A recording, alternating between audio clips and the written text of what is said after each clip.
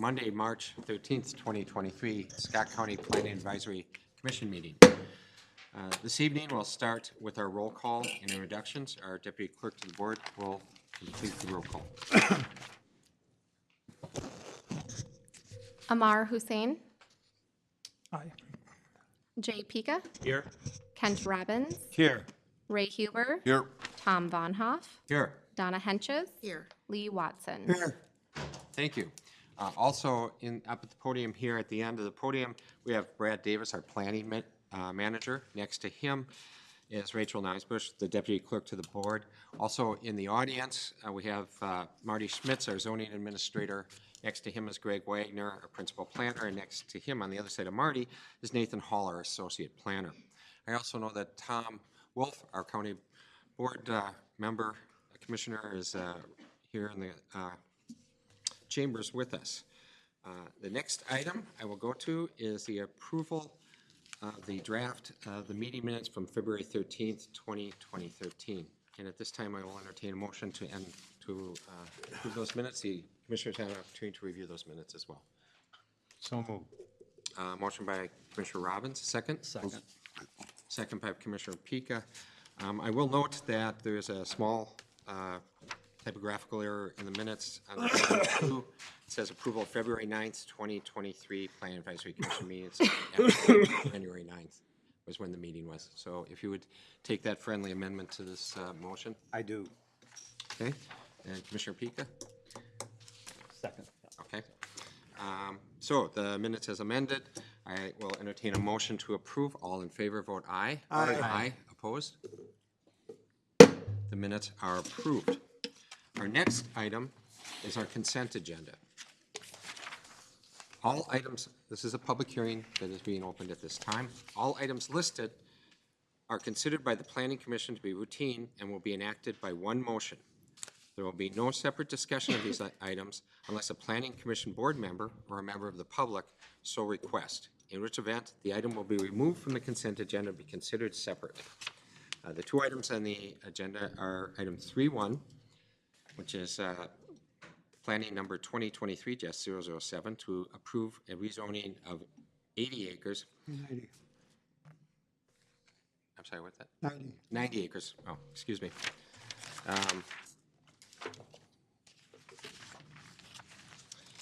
From Agricultural Preservation District A1 to Agricultural Preservation District A3. Bauer Brothers Partnership, applicants, and Dwayne H. Bauer and Glenn D. Bauer, property owners in Section 12 of Belle Plaine Township. Would anyone like that removed from the consent agenda to be considered separately? Okay. The second item is item 3.2, number 2023-009, request for preliminary plat and final plat of Highway 169 Industrial Park, third edition, consisting of one lot on 13.32 acres, Camping World Holdings Incorporated, applicant, and FRHP4 LLC, property owner, in Section 4 of Sand Creek. Would anyone like to have that item removed from the consent agenda? Okay, at this time, I'll entertain a motion to close the consent agenda public hearing. So moved. Go ahead. I have a motion by Commissioner Hentis. Do I have a second? Second. Second by Commissioner Watson. Any further discussion? Hearing none, I'll call a vote. All in favor, vote aye. Aye. Opposed? The public hearing is closed. At this time, I will entertain two separate motions. The first motion is to approve 3.1. It would be to approve the rezoning of 90 acres from Agricultural Preservation District A1 to Agricultural Preservation District A3, Bauer Brothers Partnership, applicants, and Dwayne and H. Bauer and Glenn D. Bauer, property owners in Section 12 of Belle Plaine Township. So moved. Motion by Commissioner Robbins. Do I have a second? Second. Second by Commissioner Huber. Is there any discussion? All in favor, vote aye. Aye. Aye.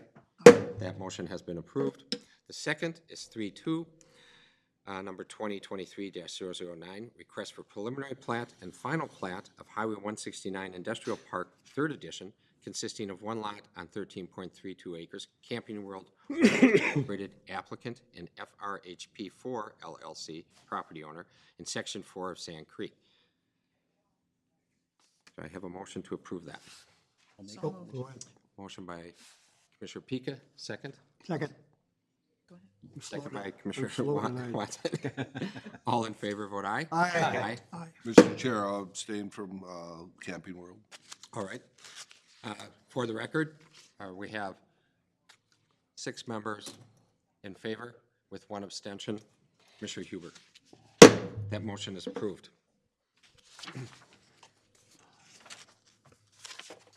At this time, we'll move on to our first public hearing this evening. It's number 2023-010, request for a rezoning of 350 acres from A1 Agricultural Preservation District to A3 Agricultural Preservation Density District, rezoning of 115 acres from A1 Agricultural Preservation District to TRC Transition Reserve Cluster District, and preliminary plat and final plat of Schoenbauer Farms consisting of 20 lots and 7 outlots on 543 acres. AA Endeavor LLC applicants and Schoenbauer Farms Incorporated property owners in sections 19, 20, and 21 in Helena Township. And making the staff report will be Mr. Wagner. Good evening, Mr. Wagner. Good evening, Mr. Chair, Commissioners. On the screen is the site location map of the Schoenbauer Family Partnership Holdings. So the parcels, as you said, are in sections 19, 20, and 21 of Helena Township. They are those parcels outlined in red on the site map. For locational purposes, the city of New Prague is just to the southeast of these sites. State Highway 21 is on the far east, and the site is bordered by County Road 2, 260th Street West on the south, and then sort of bisected by Delmar Avenue, County Road 11 on the west. So again, the request is 3 parts tonight, well, 4 parts with a final plat application, but we have 2 rezoning applications to consider, and then a preliminary plat and final plat. And since there's a lot of numbers that were in your staff report, I have some maps that will go through here that will hopefully better explain what they're proposing and how we track that development density from these properties. So the parcels are outlined in red, and then there's 2 areas of blue outline, one along Delmar, and then another area that's south of 255th Street West, which is a township road. So those are the areas that we will reference when we talk about proposed lots for the plat. This is the aerial photo showing those sites. So you can see on the aerial that the majority of the Schoenbauer property is open agricultural land. The 40 acres here that does have some proposed development on it has Raven Stream, a DNR protected water cutting through it. So you can see Raven Stream comes from the north and then heads down towards New Prague, cutting through the property. But for the most part, the property is agricultural land. The largest piece here is 160 acres that has an existing farmstead on. That's the Schoenbauer Family Farmstead. So that is one of the 20 proposed lots that they're requesting tonight. So to properly explain where these building eligibilities or building densities are coming from, we'll first start with the comprehensive plan map. So the comprehensive plan was changed with a new district called Transition Reserve or Transition Area back in the 2030 plan, which was adopted in 2009. That was then continued with the 2040 comprehensive plan that was adopted in June of 2019.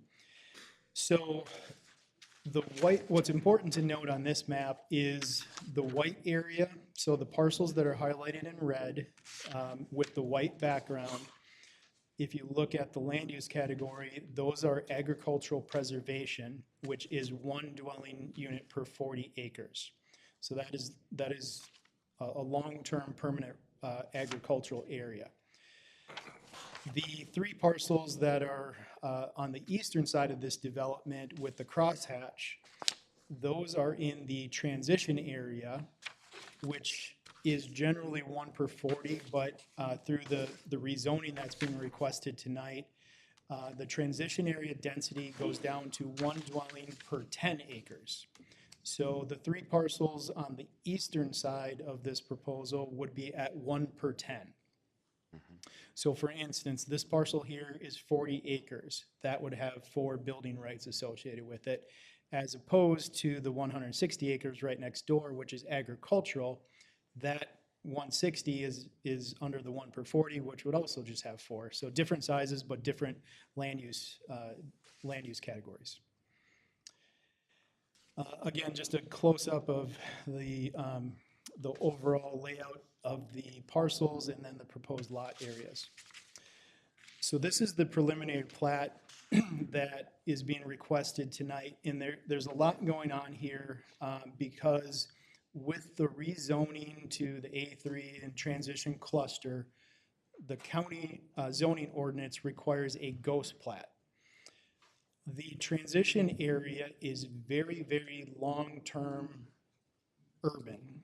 So decades and decades from now, the goal of that area is that that area could someday urbanize. So the ghost plat here is merely a concept that will not be realized for a very, very long time, but they're showing, it's required by ordinance, and they're showing how that could someday develop at urban densities. But the first set of proposed lots that they actually are creating here are these 12 that are along Delmar Avenue. Delmar is a county road, County Road 11.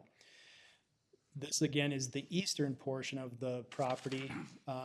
So this 40 acres here, they are proposing 7 residential lots on this tract here. And then these other pieces are again ghost platted, but the ghost plat is just a concept to show how something might happen in the future, but that will be for another day. This drawing here is the 12 lots along Delmar Avenue. It's turned, so the north is to the left of the page. As the commission knows, when the county reviews a plat, the developer has to prove that the lots are buildable, meaning they need to show a proposed house pad on each lot and then 2 septic sites, a primary and future alternate site. Those sites are reviewed by Scott County Environmental Services. The soils information is submitted to the county. Environmental Services reviews those septic sites to make sure that the soils will work. So these are the 12 proposed lots along Delmar Avenue. As you can see, because it's a county road, county ordinance allows 3 lots to share a single access, and we want to limit accesses on county roads. So the southern 3 lots will share 1 access here.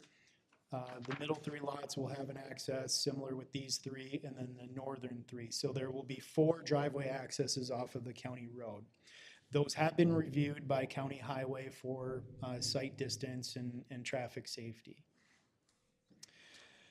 These are then the 7 lots that are on 255th Street West, which is a gravel township road. So same thing here, house locations and then septic sites. The gray areas here indicate hydric soils, so septic sites cannot go in hydric soils. And then on the southwest portion of these lots is where Raven Stream cuts through. Being a DNR protected water, the structures have to be 100 feet from the stream, and septic sites, I believe, 75 feet. So everything here as proposed does meet the required setbacks and distances from the creek. On the township road, the applicants met with the township, and there will be 4 driveways. So every 2 lots will share a driveway access, and then the westernmost lot will have its own access on 255th. Okay, so to better explain how we track all the density, this is the zoning map. So this is where the requests are to rezone different pieces of property and how we track density into the future, so that if one of these properties comes back, they can't say, well, we have building rights. We can say, no, through the Schainbauer Farms rezoning and plat, the density was already used, and so this is how we track it. So starting like on the west, this parcel here is 90 acres. They're rezoning it to A3, which is 1 per 40, so there would be 2 building densities available there. These two parcels here are each 96 and 94 acres. But you can see here, this 96 acres, if I draw this rectangle here, that's 120 acres. So under 1 per 40, there would be 3 building rights. There's a house on this parcel, there's a house on this parcel, so that's 2. So then this parcel, this 96 acres, would have 1 remaining. Similar with this piece, there's a house in this location and there's a house on this piece of property. So on that 120, we count the 1 density that's remaining. Then on the 160 acre existing farmstead, there's 1 house there already, the farmstead, and so they would have 3 additional. So those are the agricultural rezoning, so the request to go to A3. These parcels here are in that transition area, so those are what is going to that transition cluster, which is the 1 per 10. So the 40 acres here would have 4 densities, and the 75 acres here, because up in the corner, a house was pulled off. This was originally an 80, but there's 75 left over, so there's 7 densities there.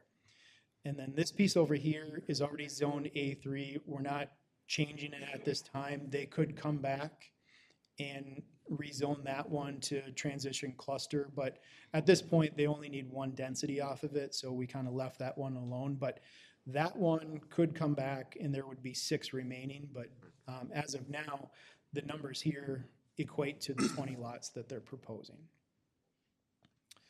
So just a little cleaner, here are those 7 lots north of Raven Stream off of 255th, and then the 12 lots along Delmar Avenue. And then the overall plan. The applicants, as I said, met with the township, I believe actually back in February, to talk about driveway access, and then they went to their town board meeting on March 2nd. There's a lot going on in this recommendation, but essentially what the township did is they wrote everything that's being requested tonight. So the township recommended approval of the rezoning from A1 to A3, the rezoning from A1 to transition reserve cluster, and then the preliminary plat and final plat of the 20 lots and 7 outlots. So everything that's staying agricultural, I should say, is being platted as an outlot.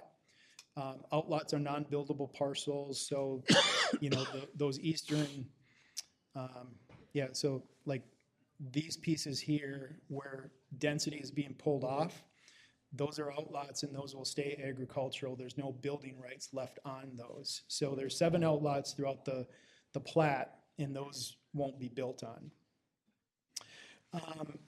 And then the conditions here, so it says driveway requirements meet township engineer specs, pending work, township engineer review and approval, shared driveways as required. So all the, and then the last one says development agreement.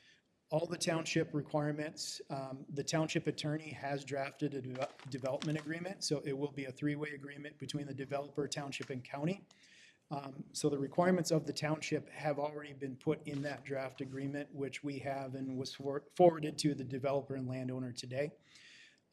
So everything here has been encapsulated, and that will be reviewed and have to be addressed prior to county board consideration. I would stand for any questions. The developer and landowner are here, as well as the town board. Okay, thanks, Mr. Wagner. Mr. Chair? Commissioner Robbins. Can you tell us, and I know it's in the report, but why all of this? Why is this applicant doing this? Is he doing it because he wants to build some housing? You know, you look at all of that different things. Talk a little bit about that. I mean, why? Mr. Chair, Commissioner Robbins, the why, we do not know. They make an application and the county reviews it. We don't ask why. If they want to come up and tell us, they may, but they're not required to. But they could if they want. All right. Any other questions from Mr. The developer will come up, I guess. Oh. Good evening. Please start with your name and sign in as well. Hi there. Hi. Randy Kubish with Kubish Realty. We represent the Shanebar family and the project. and we're here to answer any questions about it. You asked the question about what and why they might be doing the project, and they're a family farm. There's more than one member of the family, and they're motivated to do the development, to do some estate planning, and also satisfy some needs of the non-farming members of the family, and then also to provide lots to a market that seems like it's in need of them. The southern Scott County has kind of absorbed and used up the lots that have been out there, since the developments that were done in '05, '06, '07. Those have all filled up, and there's a need for additional lots, and so we're going to try and provide them to the market. Right. Thank you very much. Thank you, Mr. Chair. Thank you, Commissioner Robbins. Are there any other questions for Mr. Kubich at this time? Thank you very much. Okay. Please I'll stay be in the available in audience case if there's additional questions. No, actually, I have a question. Commissioner Hussein. I want to know that plat that you have explained, Craig. That the first one, First one? yeah, yeah, that's one. So here, why this plat? Why we don't have the straight lines, those red lines that are there? Why at the corners there is some space left at two corners? Okay, the two corners that abut each other, Yeah, this one. What is the reason? that's the way it was purchased, is in order to get in and out of those fields. So this part, this plat is belongs to someone else. No, within the red box, it belongs to the Shambar family. They had the little piece in the corner was an area so access could be provided to abutting quarter sections. So that's the question, that this part does not belong to Shanbar family. Everything within the red belongs to the Shambar. This is outside the red. Okay, then I don't exactly know where you're looking. We just can't see which piece you're pointing at. I think earlier you said there was houses on them little corners that are knocked out Oh, in the section. like this piece here. Yes, that is Yes. correct in the other corner. Yep, so Mr. Chair, Commissioner Hussein, yeah, those are probably historical, oh, I'm sorry, Randy. Yeah, I mean, you could see like this piece and this piece here, and some of these smaller lots, those were historically split off of other pieces, so I'm not sure what years those were, but, this was an 80-acre parcel, and at some point, somebody split off, 4 or 5 acres and created a house. So that is owned by somebody else. So this it belongs to someone else. Correct. Not to Shanbar. Correct. Okay. Thank you very much. Thanks. Thank you. Are there any other questions at this time? I have. Thank you. This is a public hearing. I'm just going to open it up so you can come on up to the podium and ask a question. Oh, it's really easy. You just come up and there's just a little, there's a little sign-in sheet there, and just Oh, start. I have to write my name. Yes. And if you could start with your name, that would be helpful as well. Lori Green. Okay. Welcome. Hi. Yeah, Kevin and I are smack dab in the middle of all of this. And so I guess my question is, down the road, does the number of A1s and A3s, this different type of zoning, affect those of us who are going to stay the way we are right now? But, for our future generations, for our 25 acres and the potential for that to be rezoned into a cluster of 1 and 10, or even the 2.5 acre, developments. I don't know the verbiage, but anyway. Right. I just want to know from the zoning people, who is it? Is what going on here today going to affect the greens? in the future. Right, and I'll have Mr. Wagner address that. We're 19, I think we're right here. Wait, Show us where she is. I'm just, Rob, you would know. I'm trying to figure that Is out. it this one? Yes. Yeah, we're right there. Okay. Okay, we can't see Yep, that, so yep. we'll So have for to, Miss- Do it here. Yeah, Mr. Chair, it's this piece right here. Okay, okay. gotcha. Thank you for your question. So the answer to that question is she would not be impacted, or the greens would not be impacted because they're in the white shade. That's the agricultural area, which is the 1/40. So under the current land use plan, there would be no additional building rights on their property or the Shane Bauer property to the southwest east, so. The parcel to the north is in the different shade, that's the 1/10 potentially. So the owner of this parcel, it looks like one house was already split off. So that parcel would potentially have 3 more building rights to use if they chose. Okay, does that answer your question? Is that for now, this time? The person to the north could walk in tomorrow with an application to create 3 additional lots there. It has been this way since 2009, so they've had that opportunity for 14 years, so they could do it at any point.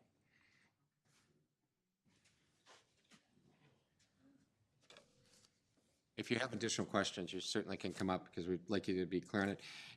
You know, when you first start looking at this and being exposed to it, you have a lot of questions about it, which is natural because you're not really aware of how there's different densities for properties within a zone. And I think the staff does a pretty good job. Go ahead. Mr. Chair, just to add one thing, so Ms. Green knows, this comprehensive plan map and the process for the comp plan, as I said, the decision for this transition area came into effect in 2009. Right. The county is required under statute to update our comprehensive plan every 10 years. So we looked at this in 2008, 2009, again in 2018, 2019. So in a few years, we have to do it again. And those decisions are reviewed. I think each time we do a couple public open houses, we notify in the Scott County scene, and then we also meet several times with the town board. I think each time we do this, we have at least 3 meetings with the area town boards, so the townships do weigh in on this, and usually it's a conversation about density. Do we want to stay agricultural? Do we want more development? So those things are typically talked with the town board, but also there are some open house and public comment opportunities when those happen. So it's 2023, so probably in about 4 years, we'll start looking at that again. So that outreach goes on throughout the county, so something that people should be aware of. And it is educational, so it helps people to understand that. Are there additional questions? This is a public hearing. If you have any questions about this particular application at this time, you can surely come up to the podium and ask any questions. Does the board have any further questions at this time? I'd have one question. Step up to the podium, and again, there's a sign-up sheet, and if you'd start with your name. on your- My name is Bill Neatis. Okay, welcome. I got a question on, we have some tile that run through this proposed section here, and I'm just wondering how that gets addressed Okay. now and in the future. Right, whether the tile will be affected, and I'll have Mr. Wagner address that.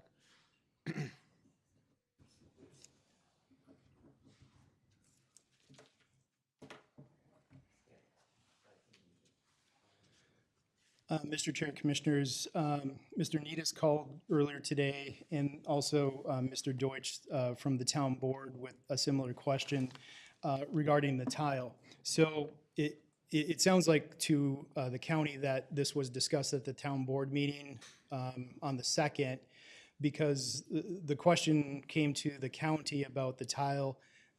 So the town clerk and I exchanged a couple of messages, and then the township attorney who drafted the development agreement included language in the agreement, which is pretty standard when we have a development, because there will be, in in this pocket of lots here, there will be a stormwater infiltration pond area that will be infrastructure the developer will need to construct, and then ultimately that becomes the responsibility of the township. So Mr. Deutsch also called about that, and so there is language in the draft agreement from the township attorney that the developer would, shall not damage, interfere with the use of, or otherwise diminish functionality of existing field tiles without permission of the township or county. Any damage to that field tile during construction of that infrastructure would need to be repaired or replaced, rerouted by the developer. So that is in the development agreement. However, with what Mr. Knightis is asking, there is a lot of drain tile through some of these other areas of the property. It is private tile, so it is not publicly maintained by the township or county. We would not have the authority to maintain it. So after those phone conversations, I reached out to confirm with the county attorney's office. The county attorney's office said the county may suggest that the landowner and adjacent landowners work on agreements or potential easements. The county cannot require that.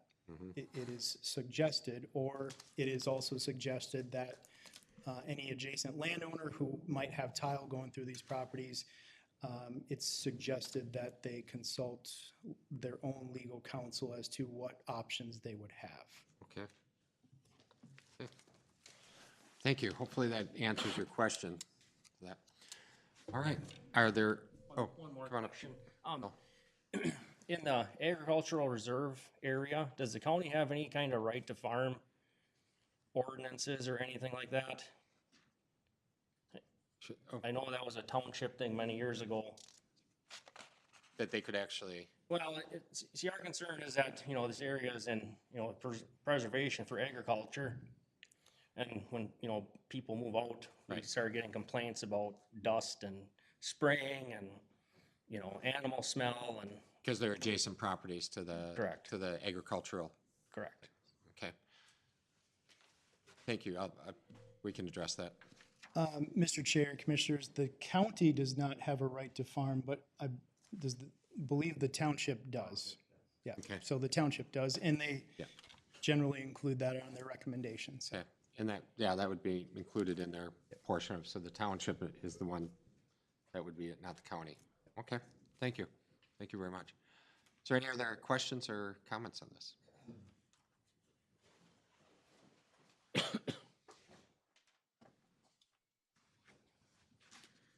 Can you bring up that other map? Ariel, or which one? Yeah, the one on 240. So on, where these lots are. Right there? Yeah, this one. Okay. Dwayne Deutsch, Helena Township.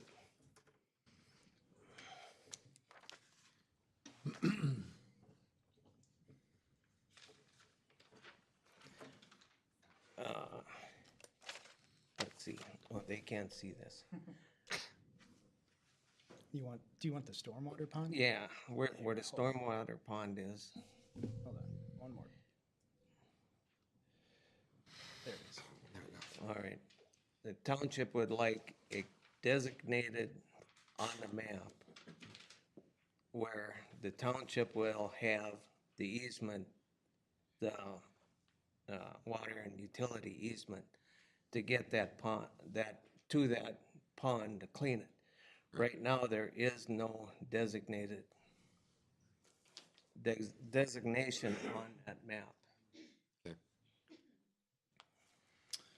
Yeah, Mr. Chair, Commissioners, Mr. Deutsch brought that to our attention. It does not appear yet that the township engineer has submitted their comments. We will make sure that they have the plans and then work with the township engineer and the developer to identify a corridor for that They need to- access. An easement, Yep. and it needs to be on the map. Yeah. Okay. Yeah. Make sure that gets done. And then the other discussion we had is with the tile. We don't know where the tile is. But if the neighboring farm to the east, if that tile line goes through and they start planting trees, there's gonna be problems. So, Mr. Kubish told us at our meeting that they weren't concerned about that. The thing is, when these people, all of a sudden, they'll have water coming up in their yard if it's not addressed now. You know, because these people are not gonna be aware of. The giant tile, yep. And down farther, somebody plants trees and, 5 years or 10 years from now, it's percolating up in their yard or driveway or whatever. I guess that's the only thing that we talked about. Is there anything else? Okay, thank you very much, Wayne. Are there any other comments or input? Thank you. At this point, I'll entertain a motion to close the public hearing. Moved. Motion by Commissioner Robbins, second. Second by Commissioner Pika. All in favor, vote aye. Aye. Aye. Public hearing is closed. I will entertain motion at this time. Mr. Chair, based on criteria for approval listed in the staff report, I recommend approval of the rezoning of 350 acres from A1 Agricultural Preservation District to A3 Agricultural Preservation Density District, and rezoning of 115 acres from A1 Agricultural Preservation District to TR-C Transition Reserve Cluster District, and the preliminary plat of Schoenberg-Bauer Farm consisting of 20 lots and 7 outlots on 543 acres, noting that this recommendation is subject to the conditions listed that must be satisfactorily addressed to the county board consideration, and noting that town board has recommended approval. I have a motion by Commissioner Cooper. Do I have a second? Second. Second by Commissioner Pika. Is there any further discussion on this motion before I call for a vote? I have, Commissioner Hussein. I want, along with the recommendation, I want to include the note that these owners of the smaller lot should be notified, and their concerns should be about the rezoning. Their concerns should be taken into account by informing them and noting their concerns. Okay, so I have an amendment to add to the motion. What is it? That the small adjoining lots, that they would be notified of this action. Is They that, should be notified, and their Well, they concerns already should be taken notified. into account. Mr. Chair, Commissioner Hussein, public hearing notices are mailed out So they know. to all adjacent landowners within a half mile of a rezoning, so they were notified So they know. 10 days prior to this meeting. So they must receive that notification 10 days ahead of the meeting, so everybody within that distance has been notified. thank you. Okay. At this time, I will call for a vote. All in favor, vote aye. Aye. Opposed? Motion passes. Thank you very much for your input this evening and for the information from the applicant. Our next item is, want to make sure that the clock has not been changed in here, but I am assuming it is 7:10.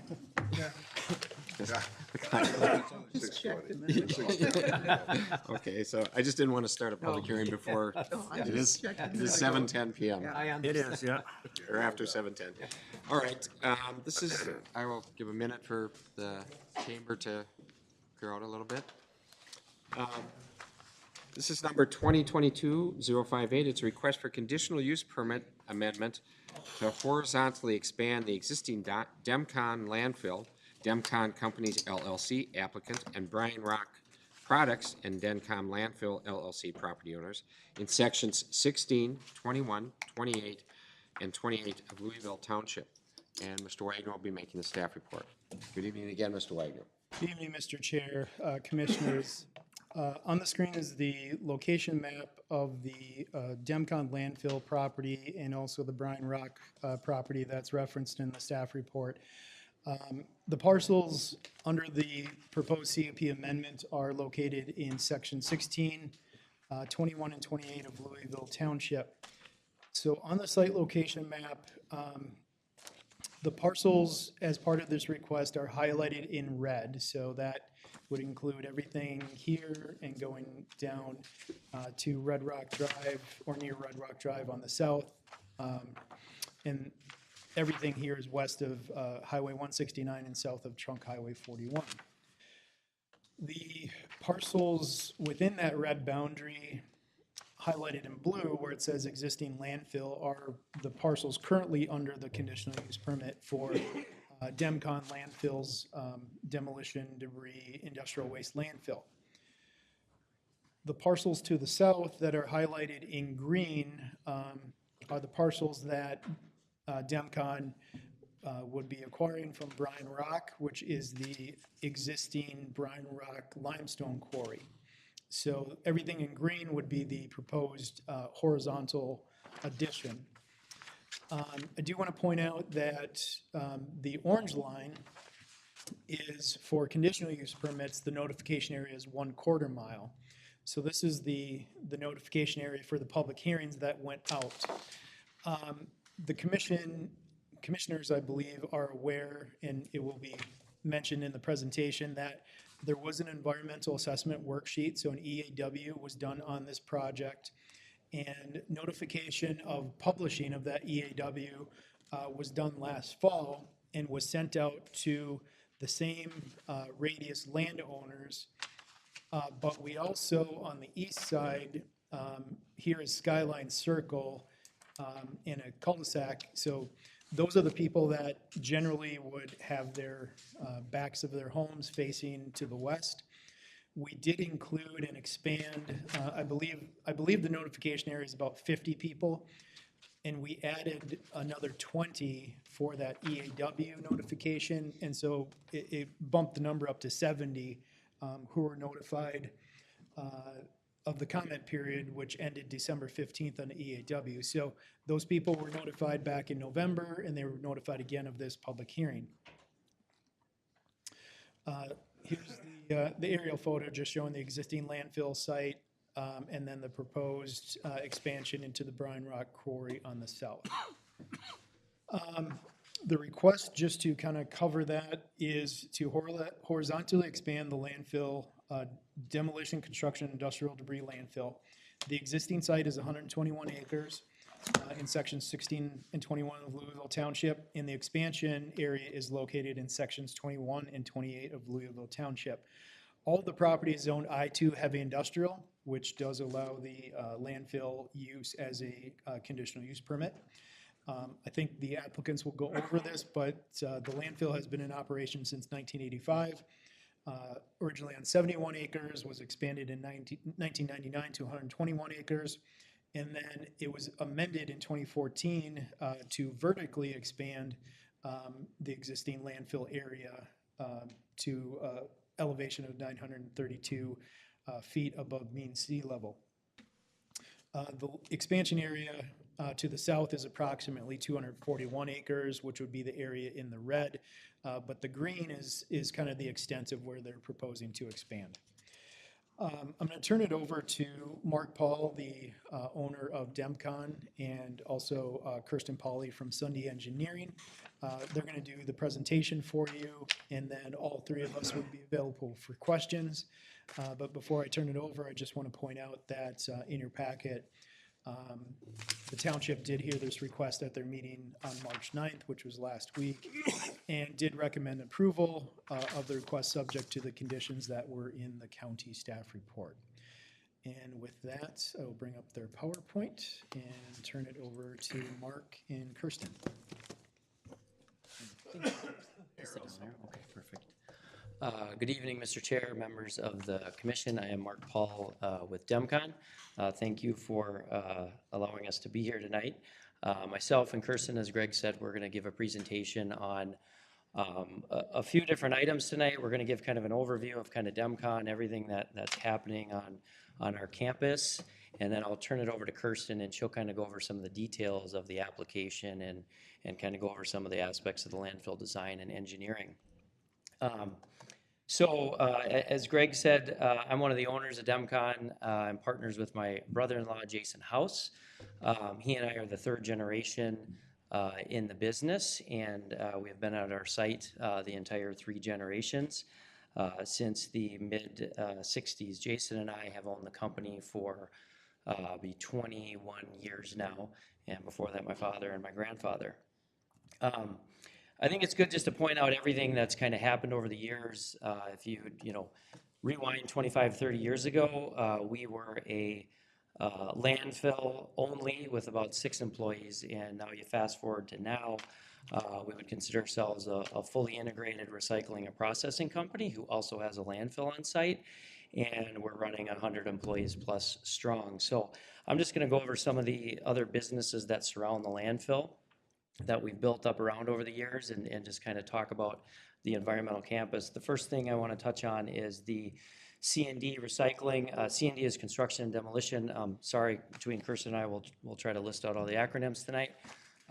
So this stands for construction, demolition, debris recycling. So this we started in the mid-2000s. So instead of all the loads going directly into the landfill, we put up a diversion building right outside the landfill where we're running these loads through, pulling out the wood, the metal, the concrete, anything that's of value that would be worthwhile for us to pull out and send to another end market, and then the residual material goes to the on-site landfill. MSW transfer, so MSW is municipal solid waste, so right next to the landfill as well, we're receiving all of the local household trash, so all of your local route trucks who are picking up the commercial and residential waste around the local community, brings it to our facility. We consolidate it in a building. We put it into a tractor trailer for long haul transport to its final destination.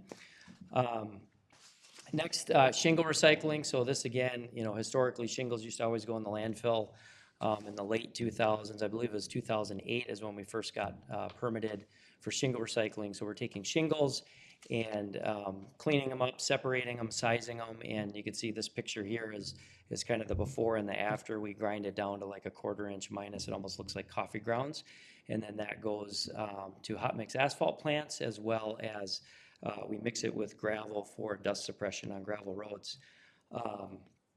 Next, wood recycling. So we're taking all of the wood that we're either pulling out of the construction demolition debris or crating and pallets from local businesses.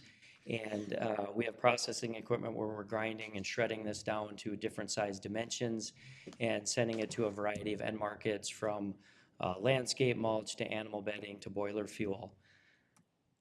We also have a metal recycling facility on site. So this is all of the different metal products and recyclables that you'll see out in the community. So this would be from a homeowner has a couple items they're pulling out of their garage, all the way up to a industrial manufacturing process that has scrap that's generated from a fabricator.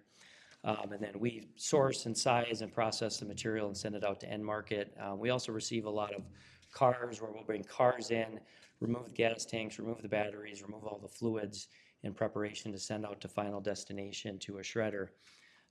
And then lastly, we also have a single stream recycling facility. So this would be kind of your other bin that's not your household trash that you're rolling out to the curb. That material comes to our facility, and we size it and separate it, the different colors of plastic, different resins of plastic, paper, etc. And we separate it all out, bale it up, and then send it to the different end markets. And then also over the years, we've developed what we call our Green Grades Education Program. So this was kind of an organic program that we developed, started it probably 10 years ago. And this was basically like, we're trying to tell the story. Everybody, the common question is, hey, where does your trash go? You'll be amazed how many people will say it goes to the curb or it goes in the dumpster. And so, we're doing kind of what we can with different school groups, either coming to us or we'll do virtual tours just to tell the whole story.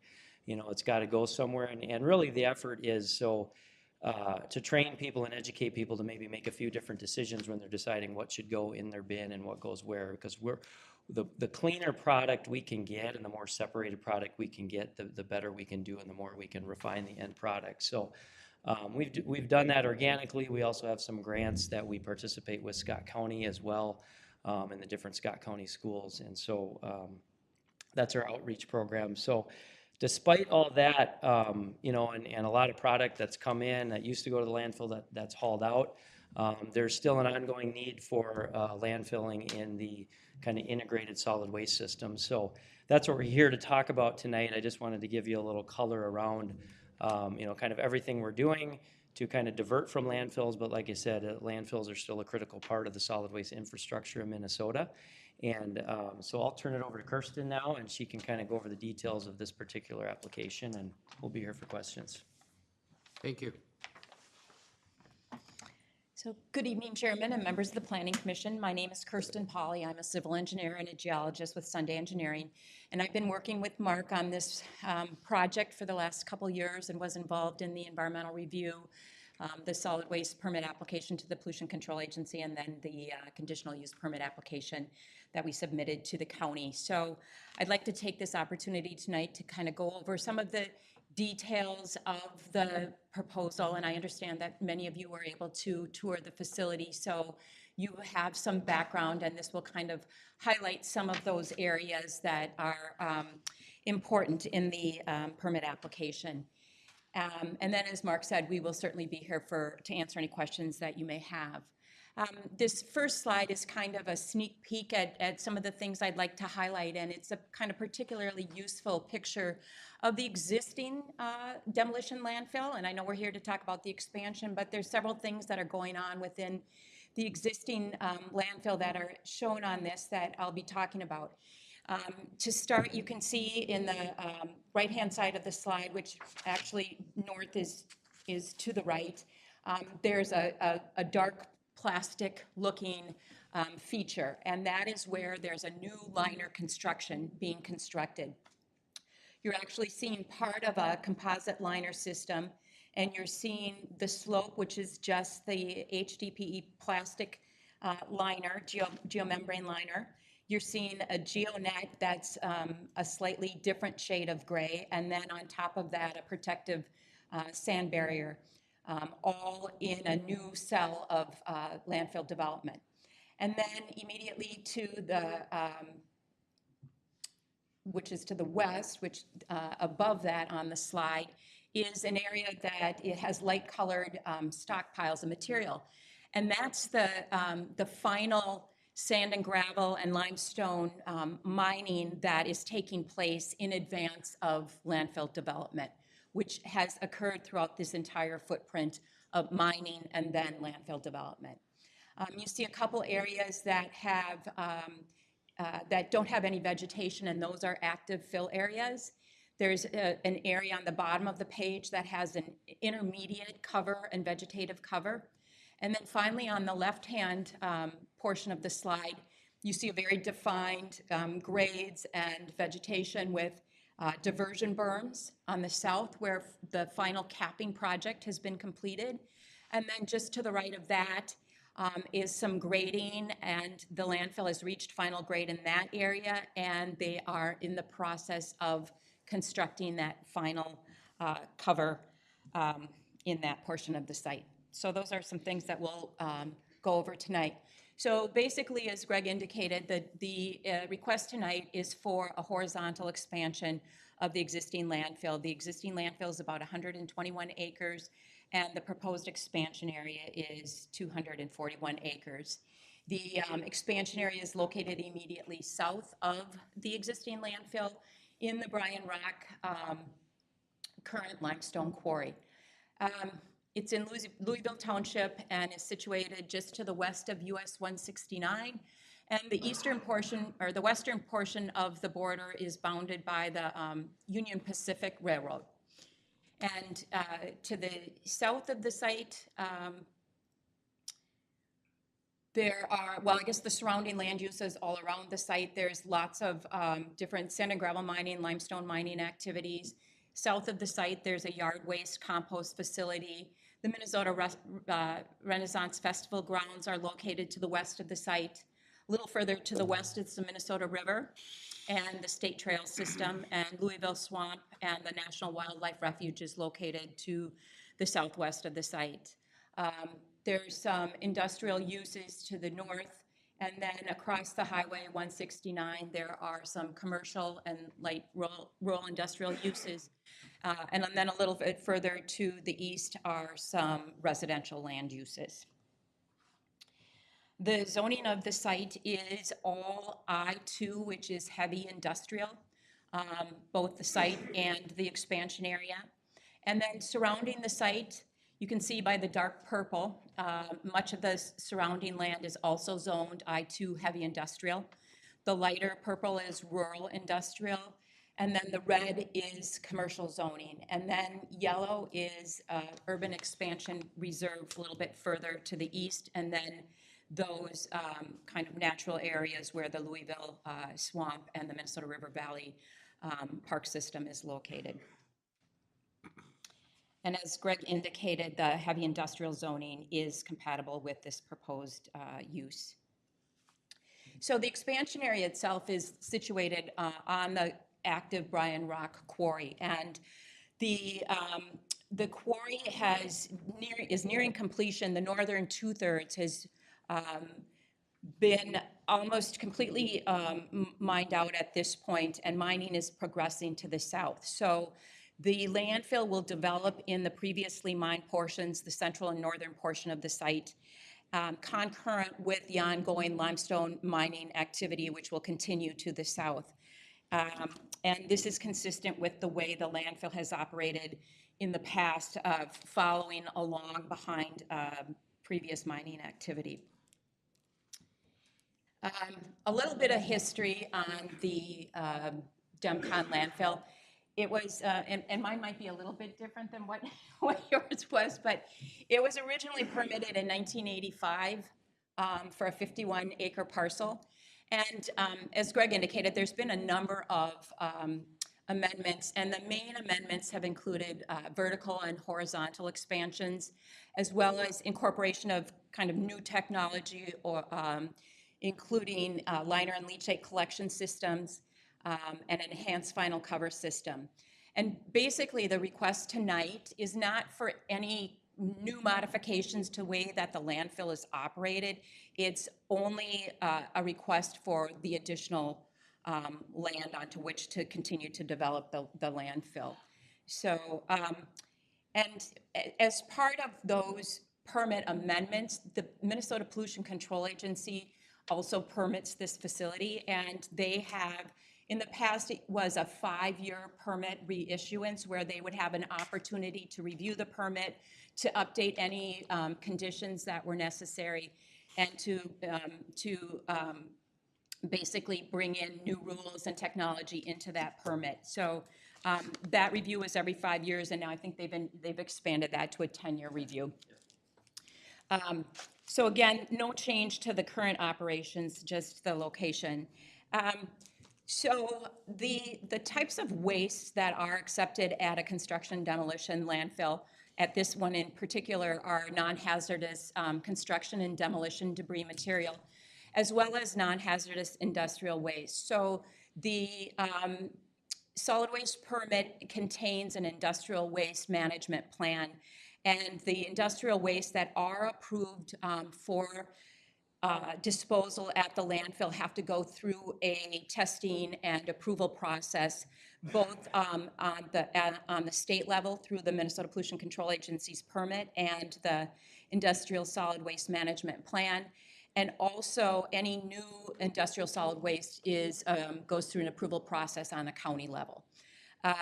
And so some of the examples of industrial waste are things from manufacturing processes, things that don't quite meet manufacturing spec, but they're materials that are similar in nature to what a demolition material would be.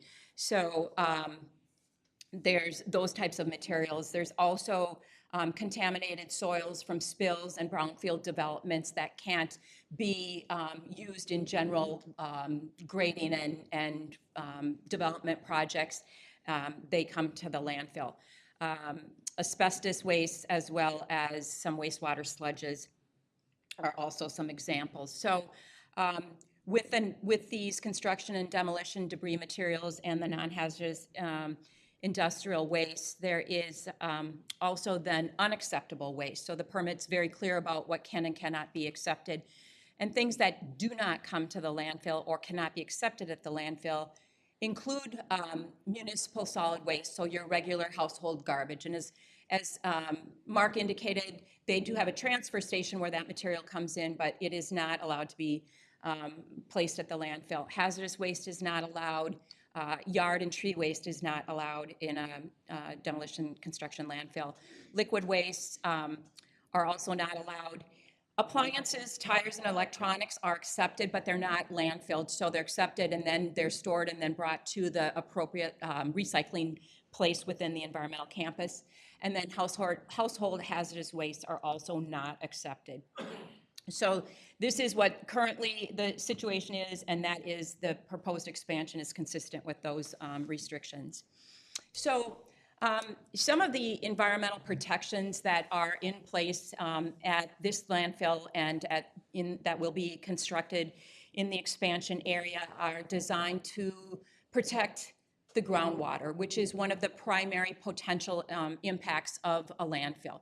And so there have been technologies that have been developed, and the primary protection is a solid comprehensive liner and leachate collection system, and that's coupled with and integrated with this protected final cover cap.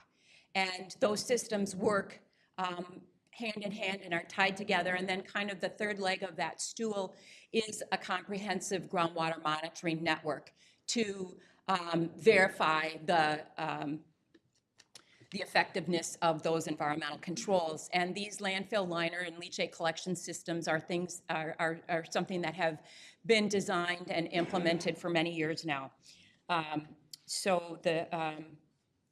Basically, the first step is the liner and leachate collection system, and that liner is a multi-system composite that has a compacted subgrade. It has a cushion layer so that there's no sharp objects that can puncture the liner system itself, which is a 60 mil HDPE geomembrane liner, which is basically, it looks like the plastic sheet that you see on this slide. And then there's a geocomposite drainage net that facilitates the flow of leachate to collection trenches, and then a granular drainage layer that protects that liner system before any waste is placed. These liner systems also then have a series of pipes, leachate collection pipes, where the leachate flows to those collection pipes, and then it flows to a sump, and that leachate is pumped out of the sump to a leachate storage tank that has secondary containment, and that leachate then is transported to a wastewater treatment facility in accordance with a permit that Metropolitan Council issues. The liner and leachate construction system, the construction of each of these cells, the construction documents are submitted and approved by the Minnesota Pollution Control Agency. There's an extensive quality control and quality assurance program that is implemented as part of that construction activity. And there's third-party oversight.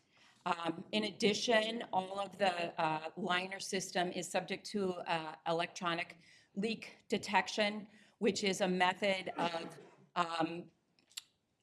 introducing an electric current into the soil towards the liner. The liner is basically an insulator, and then there's an electrode on the bottom of that system. And so if the circuit is complete, it means that there's a leak, and they can find where that is before they put the liner into service. And so it's basically, after they construct the liner, they go over at a very tight grid to make sure that there are no leaks. And this leak detection method is proven to detect even very, very, very small leaks with that electric current. So that is the liner and leachate collection system. And then once the landfill reaches final grade, this enhanced cover is constructed over the top of the landfill.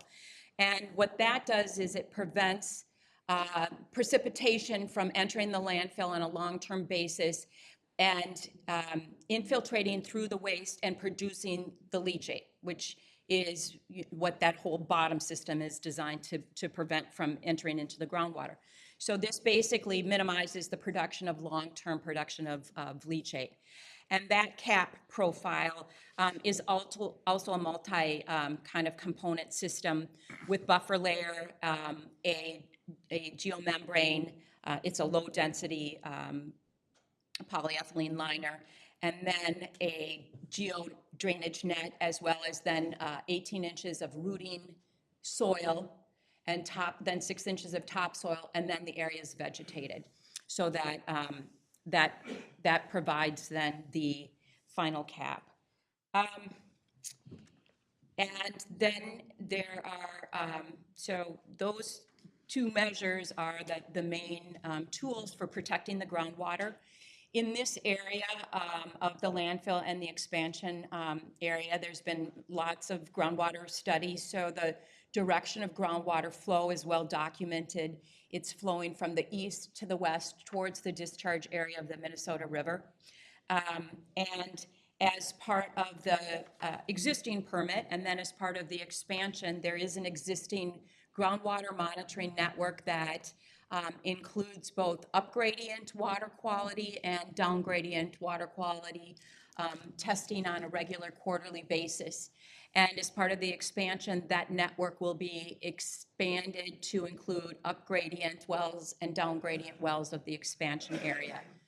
And the Minnesota Pollution Control Agency solid waste permit has all of the specific requirements, and some of them are per state rule, but the list of parameters that's tested for is extensive, including VOCs and metals and basically background indicator contaminant analysis as well. So all of that reporting is done on a quarterly basis, and then there's also an annual groundwater report on what the trends of groundwater quality are and showing that it's meeting permit conditions.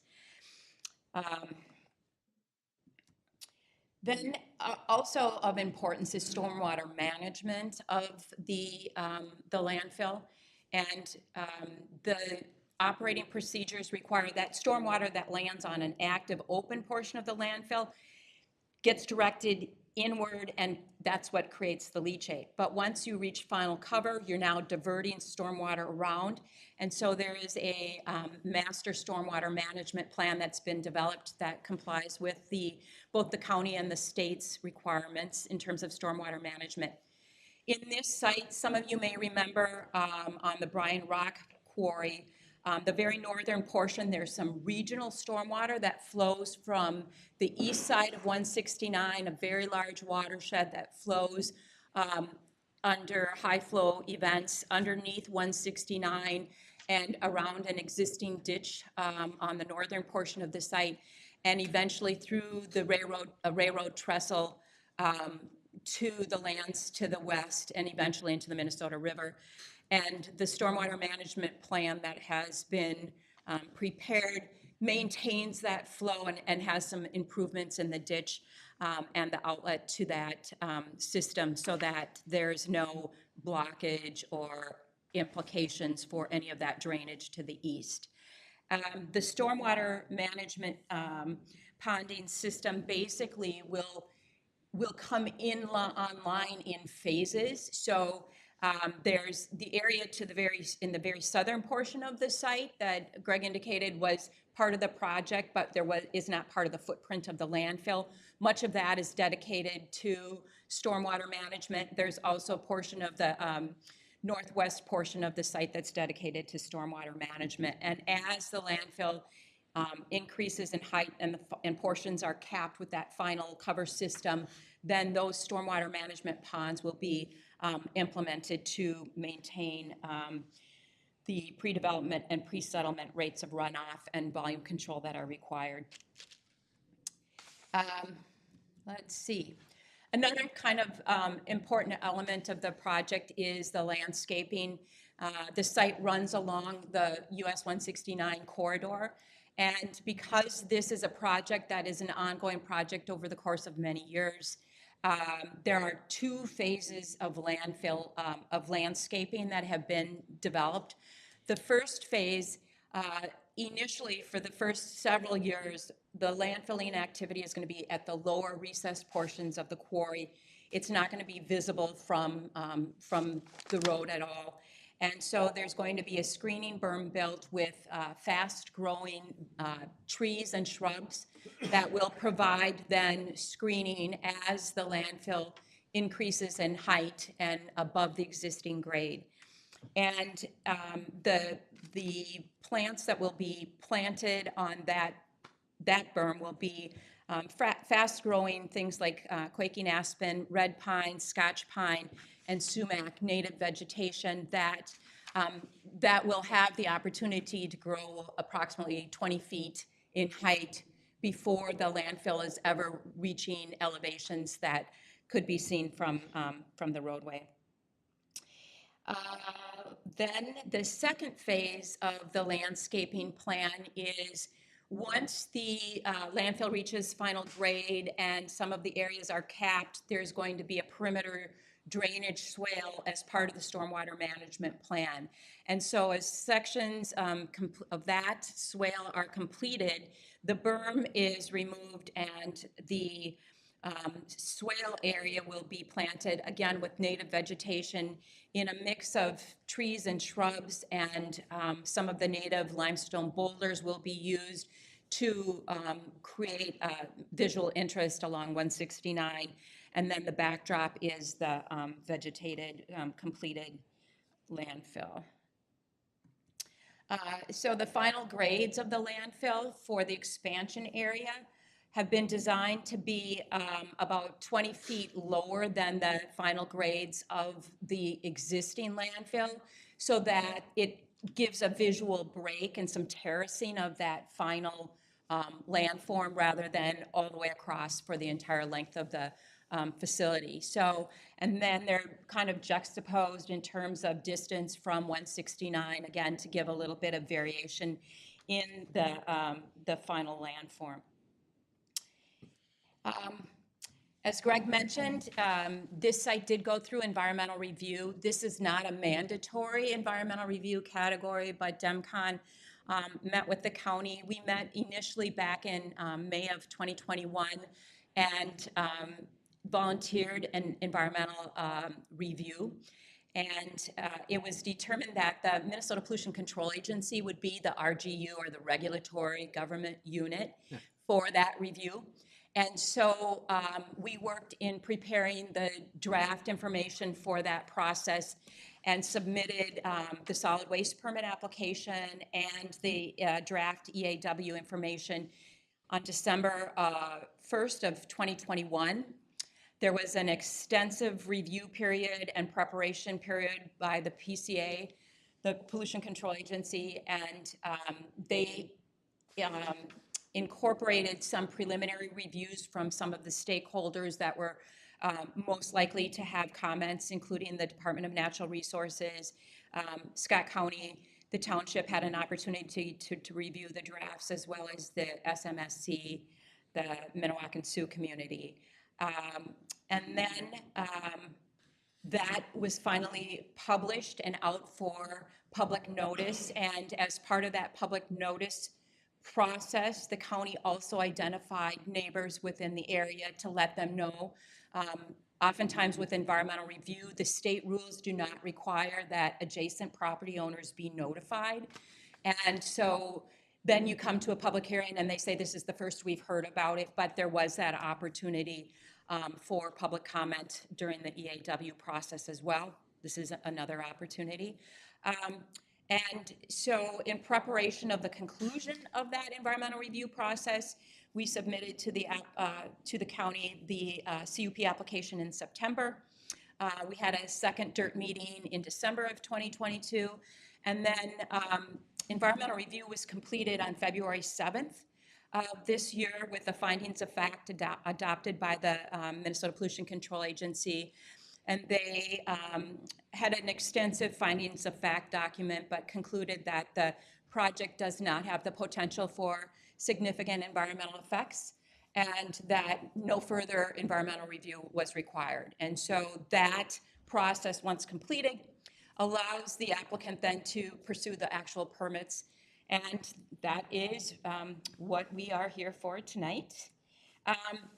And in addition to the CUP, I've mentioned that the Pollution Control Agency, Minnesota Pollution Control Agency, also issues a solid waste permit for the facility. That includes a number of things. But there's also activity at the site, like constructing the monitoring wells that requires permits from the Minnesota Department of Health. The Metropolitan Council issues the permits for the leachate disposal at the wastewater treatment plants. And then Scott County, in addition to the CUP, there's an annual solid waste license. So there's ongoing kind of regulatory control through all of those permits. The big one is the Minnesota Pollution Control Agency solid waste permit, and there's a number of required elements to that permit. So industrial solid waste management is incorporated into that permit. The groundwater monitoring in accordance with the state regulations is included in the permit. The leachate management, all of the construction plans and the design of the liner and leachate collection system and the cap. Annual reports, which really give an overview of all the activity of the site, and groundwater monitoring results and leachate monitoring results are compiled in that annual report, which is also submitted to the county. It includes closure and post-closure plans. And another big component of that permit is financial assurance. So the Minnesota Pollution Control Agency now requires full funding of the closure fund to make sure that the site is closed in the manner that is proposed in the permit application. And then a post-closure fund, because once the site is closed, there's continued monitoring and there's continued maintenance of the site.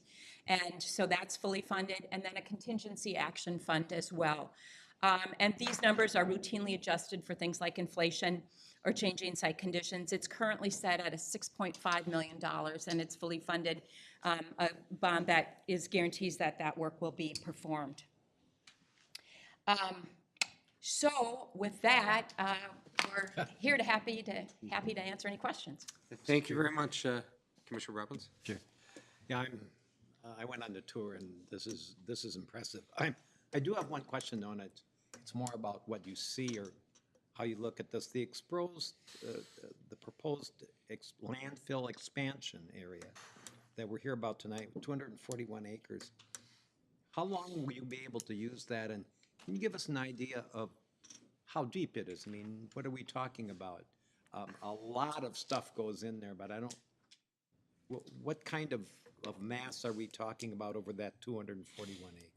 So the current landfill, the current quarry is about 80 feet below the elevation of the roadway, 169. And then, do you have a number off the top of your head from existing grade to top? I can go back on this and look real quick. Yeah, so then it's going up another 110. 100, yep, 910. So how long then, once you start, you get this and you start, how long can you use it before it's full? So do you have an estimated life of 50 years? Yeah, 50 years. Approximately is what we're anticipating. 50 years? Mm-hmm. Thank you, Mr. Chair. Are there any other? Mr. Chair. Commissioner Huber. Couple different questions. First, the leachate from this facility goes to Blue Lake, I assume that, right? Yes. Okay.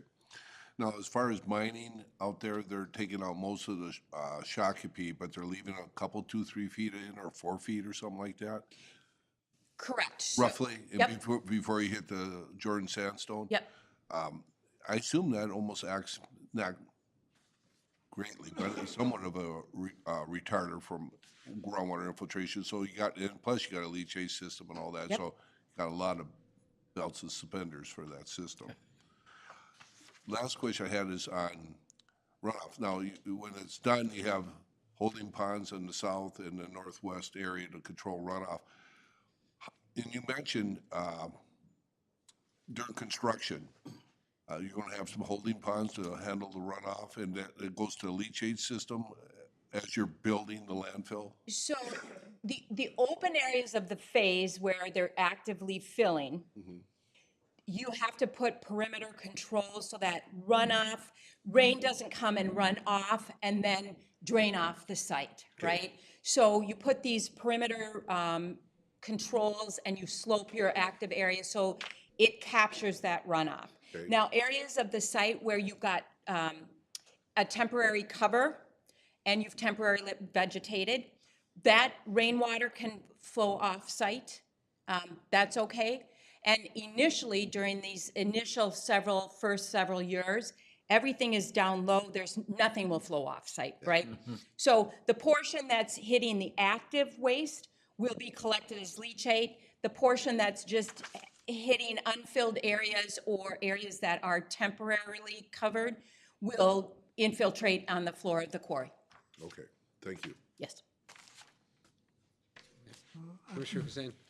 I have a question and a suggestion.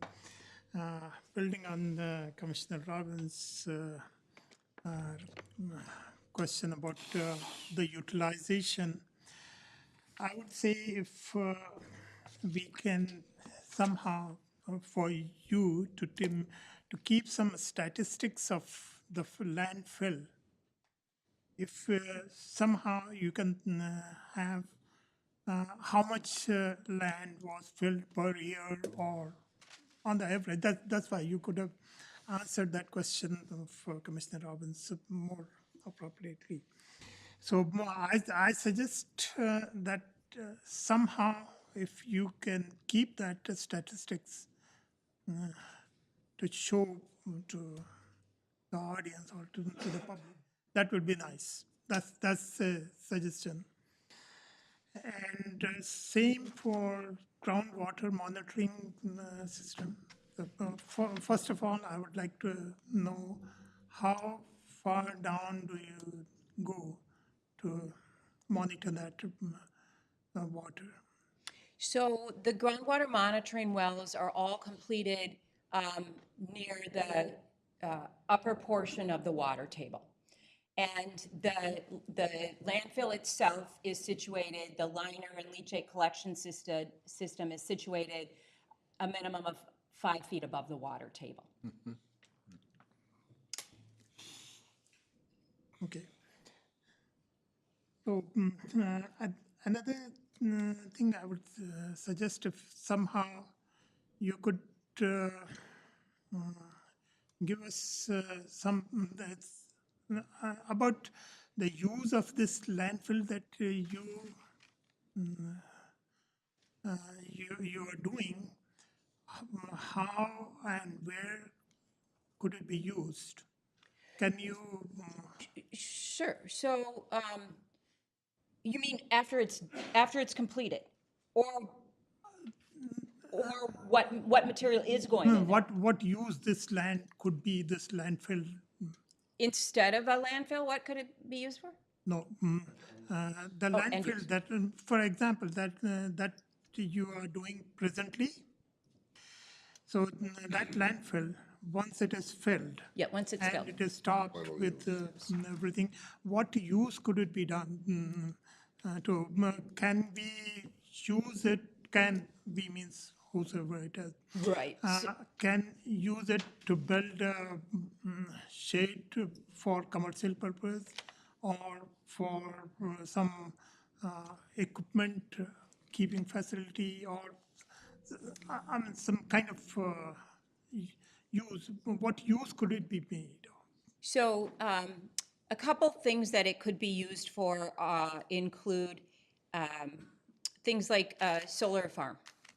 So you can put solar panels, and sometimes closed landfills are used for that. Another thing is just open storage. From that very first photograph, you can the top of this is a 2% slope.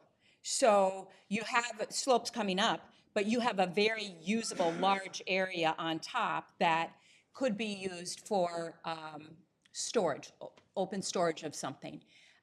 Buildings on here, you've got a lot of feet of fill material, and you do get settlement, even though it's not an organic waste that's decomposing like a MSW or a municipal solid waste landfill is more subject to settlement, but there is some settlement that occurs here. So building is not always the ideal thing. And are there other uses that you guys? No, I think that covers it, and I think it's a great question now, and I think it's also, we're talking 30, 40 years, so I think we always just remain open to whatever comes in the future.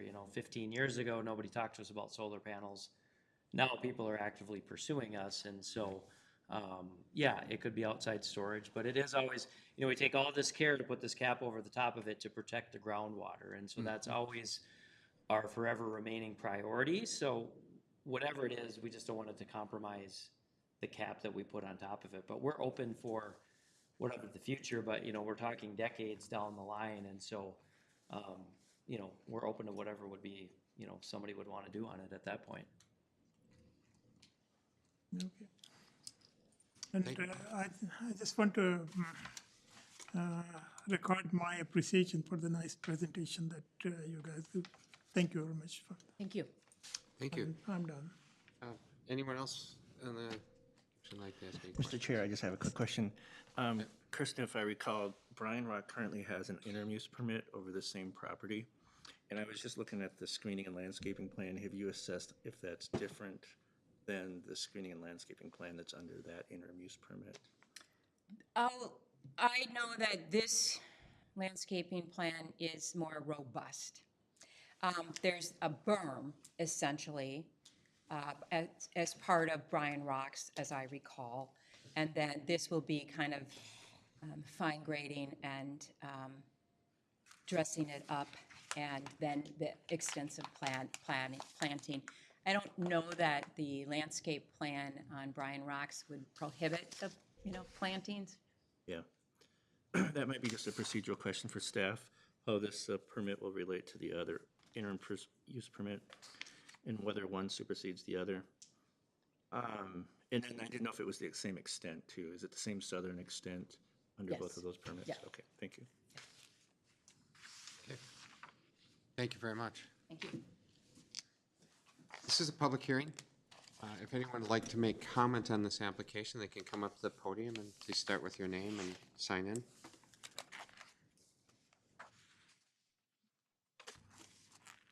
Seeing as how no one is making a motion to get up and come up to the podium, I'll entertain a motion to close the public hearing. Motion by Commissioner Watson, second. Mr. Chair, I just had one, What's it? maybe one comment before you open up. So coming down 169 from Bloomington, just a comment that many times I see these haulers with stuff flying everywhere and all that.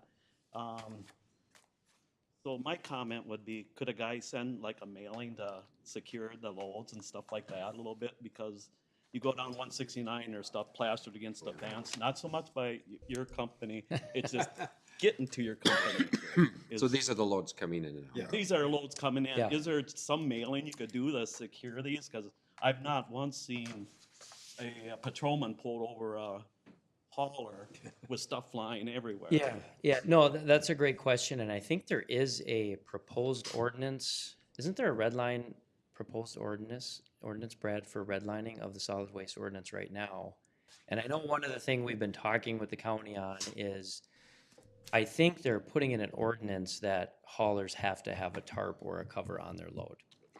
So, which it's not in the Scott County ordinance. Now, how that will, happen, and, we can't control how people behave, loading and bringing to our site, but we've had some conversations with the county recently about, I think they're looking at adopting the ordinance, and then we've talked about a, joint communication, and, I've asked the county, like, hey, can I put your letterhead? Because I think a letterhead from the county on a letter is, it just carries a little bit, catches their attention, so, I don't Yeah, we're expect you doing to what do we can. anything about it, I just, No, it's an ongoing conversation with the county solid waste staff on, kind of for that reason, hey, is there anything we can do better to communicate to our haulers and. Perfect. Yeah, and I've seen, as if we see them come in and it's uncovered and we'll say something to them and, try to get them to do it. And again, but it's kind of what they do off our property. It's hard for us to control. We can't control it, but we'll do what we can to help the communication.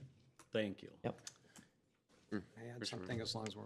Yes. Yeah, I just wanted to say that, well, I'll talk, and then I think the gentleman there had his hand up too, so. I just But- thought of a question too, if I. Okay. You want to come? Come why on don't to you the come- podium, Yeah, go ahead. if you, Yeah, it's fine. I'm Jess Moding, and I own a business that's right across the street. I believe that this is us right there. I just have a question in terms of traffic. Is entrance, exit, is that still the same spot at the existing scale house as this grows, or is that also then coming from the south side? So Thank you, Ms. that's Moran. that's a great question, and so traffic, there's no change in the proposed traffic patterns, right? So right now, it's set up where there are several scales on the environmental campus area. And so traffic will continue to come in from 1 and Demcon Drive into the environmental campus where the scales are and be directed then to the landfill. There are 2 access points on this existing site. And one of them is, I don't know how to point on this, but it's right on the north side. It's a shared access with anchor block, essentially. And that will still be used. Right now, it's used as part of the Brian Rocks. It used to be their main entrance, but it's used to bring in reclamation materials and stuff. And the liner construction projects will require it will require certain imported fills of certain materials. And that entrance may be used right in, right out for those limited materials coming in. Now, Brian Rock's main access point has shifted to the south and the new frontage road system, and they'll continue to use that, but the landfill traffic will continue from 41. At some point, 40 years down the road, when Brian Rock is out of there may be a shifting to use that southern access point, but there's not proposed at this point. Then my other question is, so in the existing landfill, in your earlier slides, there's the certain cells that are built up and capped. Is this going to have certain cells, or is it all one big liner cell that gets filled bottom up and then how's that work? Progressive. So there's several different phases, and at first, your first phase, you've got these slopes and you're limited. You can't completely build up a phase to final grade, so it's kind of like a hopscotch that gets combined and filled in layers vertically. So it won't be just one single phase up to the top and then another single phase, but it will take place over the floor, several phases, and then eventually they'll be combined and then a portion will be capped. Does that answer your questions? Yep, thank you. Thank you very much. Commissioner Robbins. Mr. Chair, I wanted to just say, from the tours and from all of the questions we asked then and then from the presentation tonight, I'm very impressed with this. I think when you first hear the word landfill, you don't think of good things. You think of, they're going to put stuff in the ground.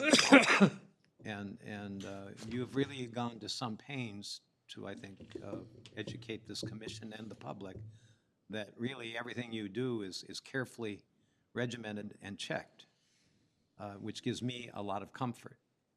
And as I say, I'm just impressed by how you do things. And when I hear landfill anymore, I'll probably think of your name, and I won't worry about the pollution of the groundwater. All right, thanks, Mr. Chair. Thank you, Commissioner Robbins. I do have the beginning of a motion to close the public hearing, Okay. unless someone else would like to. Mr. Chairman, this is a very comprehensive and well-organized business plan. My compliments to Mark and to you, and so based upon the criteria for approval, I recommend. We have to close the public hearing. Oh, you haven't closed, oh yeah, I thought you did that. Okay, I have a motion by Commissioner Watson to close the public hearing. Do I have a second? Second. Second by Commissioner Oh, Robbins. okay. Before we go on to that, I do want to say that there's a state statute under the traffic code that requires trucks not to have leaking loads at any time. It exists, Yeah, and that's it true. can be enforced. You know, it doesn't require a tarp on them. But in another, many years ago, I enforced that frequently when I'd see it. So, now I'll go on. Oh.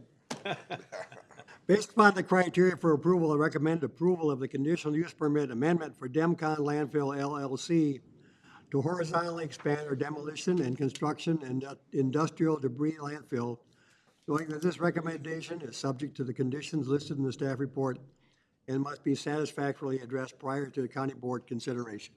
I have a motion by Commissioner Watson. Do I have a second? Second. Second by Commissioner Robbins. Is there any discussion before I call for the vote? Very good. At this time, all in favor of the motion, vote aye. Aye. Aye. Opposed? Motion passes. Thank you very much for your presentation, and thank you very much for the input from everyone here this evening. Thank you. We now go on to our manager's report. Thank you, Mr. Mr. Davis? Chair. Yep. A couple of items went to the board based on your recommendation. On February 21st, they approved the comp plan amendment to re-guide 2.85 acres in Sand Creek Township from industrial to commercial. That was for Camping World.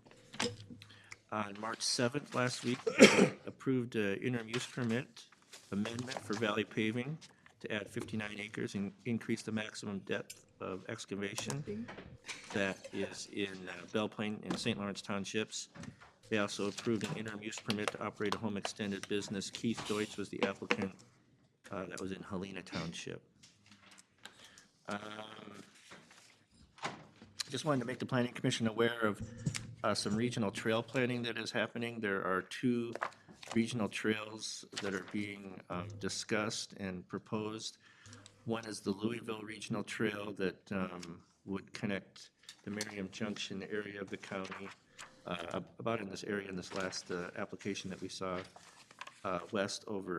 east all the way over to the Shakopee, Metawakan, Sioux community area. That's the Louisville Regional Trail. They're having an open house coming up on Tuesday, March 28th at Jackson Town Hall, 7 to 8:30. If you're interested in learning more about that corridor, if you live along that corridor, you probably got some mailings on it. The other major corridor is the Southern Scott Regional Trail corridor. That would connect Cedar Lake Farm Regional Park up through Doyle Kennefic Regional Park and ultimately up to Cleary. That is holding an open house on March 29th at the Spring Lake Town Hall. I think 7 to 8:30 as well. If you are interested in these trail corridors, let me know. I can send you to a website with some maps and more detailed information. Okay. Mr. Chair, Brad, that one trail that you're talking, does that come out of Chaska, come along the river, or is that a different trail that's being? So there is another, the Merriam Junction Trail is also a planned trail that would cross the river and connect with Carver, and then ultimately to a trail system in Carver County. That's the one you're talking about. Yeah. Then from Merriam Junction east is what's being planned right now, Okay. the Louisville Regional Trail. So multiple trails are being developed right now. Being planned. Yeah, Yep. being- None of them are being built. That's all I have for an update. Okay. Anything else for the cause before okay, I have a motion to adjourn? So moved. Motion by Commissioner Henches, second by Commissioner Pika. All in favor, vote aye. Aye. We are adjourned. Thank you very much.